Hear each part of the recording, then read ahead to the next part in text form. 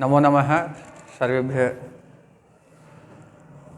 सुभाषितम पढ़ रहे थे हम और उस पाठ के क्रम में अब आगे के कुछ 3 सुभाषित आज हम देखेंगे। उच्चारण देखते हैं। खलः सर्षप मात्राणि परच्छिद्राणि पश्यति आत्मनो बिल्व मात्राणि पश्यन्नपि न पश्यति। एक बार पूरा प्रयास करेंगे। खलः सर्षप मात्राणि परच्छिद्राणि पश्यति आत्मनो बिल्व मात्राणि पश्यन्नपि न पश्यति। ये उच्चारण था। अब हम श्लोक समझेंगे।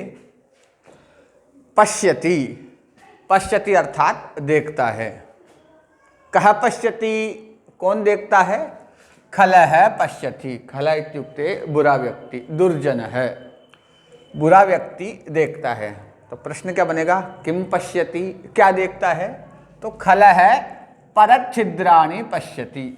पर मतलब दूसरा व्यक्ति, तो दूसरे व्यक्ति की क्या देखता है? छिद्राणि। छिद्राणि इत्युक्ते दोष है, दूसरे व्यक्ति की दोष, कमियां, बुराइयां देखता है। तो खलः परच्छिद्राणि पश्यति, बुरा व्यक्ति दूसरे के दोषों को देखता है। कैसे दोषों को? कीदृशानि छिद्राणि सर्षप मात्राणि। जैसे सरसों का बीज होता है, छोटा सा गोल जरा सा होता, उस मात्रा में, मतलब बिल्कुल छोटे से भी दोष को देखता है। जो मात्र सरसों के बराबर का है, ऐसे दूसरे की कमी को, दूसरे के दोष को भी देखता है। तो खलः सर्षप मात्राणि परच्छिद्राणि पश्यति। जो बुरा व्यक्ति होता है दूसरे के छोटे से दोष को भी देखता है और उस पर ध्यान देता है। जबकि आत्मनः बिल्व मात्राणि, आत्मनः मतलब खुद के, स्वयं के, दूसरे के तो सरसों के बराबर के दोष को भी देखेगा और खुद के, आत्मनः खुद के, बिल्व मात्राणि, बेल के जैसे फल होते हैं, बड़ा सा फल होता है, तो खुद के बिल्व मात्रा मतलब बहुत बड़े दोष को भी पश्यन्नपि न पश्यति, देखते हुए भी नहीं देखता है। पश्यन्नपि न पश्यति का तात्पर्य यहाँ पे है कि उसको पता है, वो जान रहा है, उसको बोध है, उसके बाद भी वो नहीं देख रहा है। तो ये बुरे व्यक्ति का एक बताया गया है चिन्ह, लक्ष्य में उसकी पहचान, कि वो दूसरे के दोषों को, वो छोटे से दोष को भी देखता है, जबकि खुद के बड़े बड़े भारी भारी अवगुणों को भी देखते हुए भी नहीं देखता है।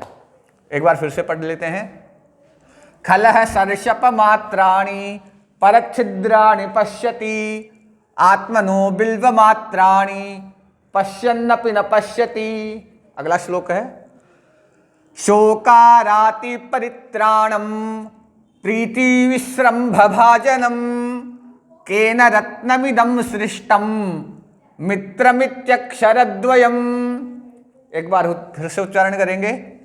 शोकाराति परित्राणम प्रीति विश्रम्भ भाजनम केन रत्नमिदं सृष्टम मित्रमित्यक्षरद्वयम्। शोकाराति परित्राणम, शोक कहते हैं दुख को, पीड़ा को, कष्ट को। तो शोक एव आराति, शोक ही है जो दुश्मन, शत्रु। तो ऐसे शोक रूपी शत्रु का परित्राणम, परित्राण मतलब दूर कर देना, उससे रक्षा करना। तो शोकाराति परित्राणम, शोक रूपी जो शत्रु है उससे बचाने वाला। और प्रीति विश्रम्भ भाजनम, प्रीति मतलब प्रेम और विश्रम्भ मतलब विश्वास। तो प्रीति और विश्वास का भाजनम मतलब पात्र, योग्य। शोक रूपी शत्रु को दूर करने वाला, उस शत्रु से बचाने वाला, प्रेम और विश्वास का पात्र, जिस व्यक्ति पे आप प्रेम और विश्वास दोनों करते हैं। केन रत्नम इदम सृष्टम, केन मतलब किसके द्वारा, इदम रत्नम सृष्टम, तो ये जो रत्न है किसके द्वारा बनाया गया है? मित्रम इत्यक्षरद्वयम्। कौन सा रत्न? मित्रम। वो रत्न कौन है? मित्र है। और इत्यक्षरद्वयम्, ये 2 अक्षर वाला जो रत्न है, क्या नाम है उसका? मित्र। तो मित्रम इति अक्षरद्वयम्। यहाँ पे देखेंगे मित्रम इत्यक्षरद्वयम्, इति और अक्षर, तो इति में ई है, अक्षर में अ है, दोनों के पास आने से यहाँ पे यण संधि हो गई है, तो मित्रम इत्यक्षर द्वयम। दो अक्षर का जो रत्न है मित्र, ये किसने बनाया है, ऐसा इसमें प्रश्न कर रहे हैं। अर्थात बहुत अच्छा मित्र है, बहुत अच्छा रत्न है मित्र ही, जो कि ईश्वर ने बनाया है। कैसा है, पुनः एक बार देखेंगे। शोकाराति परित्राणम, पहला कार्य क्या है, शोक रूपी शत्रु का परित्राण करने वाला, उस शत्रु से बचाने वाला। और प्रीति विश्रम्भ भाजनम, हमारे प्रेम का और हमारे विश्वास का जो पात्र है। ऐसा जो दो अक्षर वाला रत्न है मित्र, ये किसने बनाया, अर्थात तो ये बहुत विशेष है, इसको ईश्वर ने बनाया। अगला श्लोक हम देखेंगे।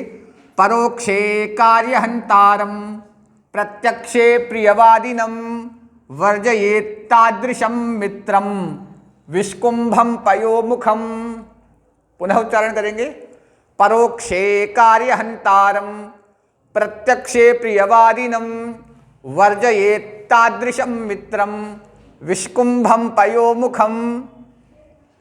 परोक्षे, परोक्षे मतलब अक्ष मतलब आँख, अक्षणी, तो आँख से परे मतलब दूर, जब वो आँख के सामने नहीं है, हमारे सामने नहीं है, तब क्या है, परोक्षे कार्यहंतारम। हंता कहते हैं मारने वाला। किसको मारने वाला, कार्यहंतारम, कार्य को मारने वाला या कार्य को बिगाड़ने वाला। जब हमारी आंखों के सामने नहीं है तब वो कार्य को बिगाड़ रहा है। और प्रत्यक्षे प्रियवादिनम, और जब सामने हो, प्रत्यक्षे प्रत्यक्षे आंख के सामने, तो कैसा होगा, प्रियवादिनम। प्रिय मतलब अच्छा, वादिनम मतलब बोलने वाला। तो परोक्षे कार्यहंतारम प्रत्यक्षे प्रियवादिनम वर्जयेत् तादृशम मित्रम। वर्जयेत मतलब छोड़ देना चाहिए, त्याग देना चाहिए, उसकी वर्जना करनी चाहिए।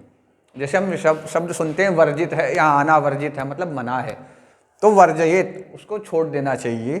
तादृशम मित्रम, तादृशम मतलब वैसे मित्र को।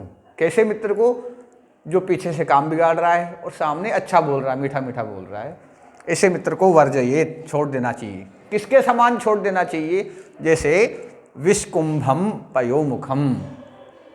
विषकुंभ, कुंभ जो आपने सुना होगा, कुंभ मतलब घड़ा, कुंभकार जो घड़ा बनाता है, तो कुंभ मतलब घड़ा, तो कुंभम घड़े को, कैसे घड़े को, विषकुंभम जहर के घड़े को। ऐसा कुंभ, ऐसा घड़ा जिसमें विष भरा हुआ है, गरल भरा हुआ है, ऐसे घड़े को।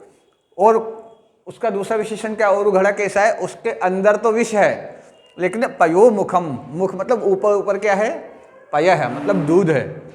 ऐसे घड़े के समान छोड़ देना चाहिए, जैसे उसके अंदर तो विष है और ऊपर दूध है, तो सामने तो दूध दिखाई दे रहा है लेकिन उसके अंदर विष भरा है।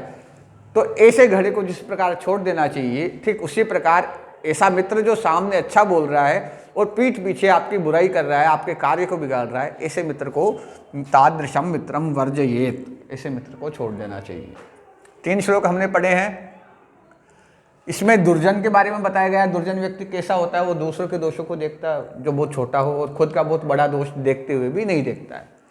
दूसरा है, हमने मित्र के विषय में पढ़ा है कि मित्र कैसा होता है, शोक रूपी शत्रु को मिटाने वाला होता है, प्रीति और विश्वास का जो पात्र होता है, और बहुत विशेष रत्न होता है जिसका नाम मित्र है, वो मात्र 2 अक्षर का है। और तीसरा हमने श्लोक पढ़ा, मित्र को कैसा मित्र, जो पीठ पीछे आपके काम बिगाड़ रहा हो, सामने प्रिय बोल रहा हो, उसको छोड़ देना चाहिए। जिस प्रकार विष से भरे हुआ घड़ा जिसके ऊपर ऊपर दूध है, ऐसे उस घड़ी को छोड़ दिया जाना चाहिए। ठीक उसी प्रकार ऐसे मित्र को भी छोड़ दिया जाना चाहिए जो पीछे से आपके पीठ पीछे आपके कार्य बिगाड़ रहा है और सामने प्रिय बोल रहा है।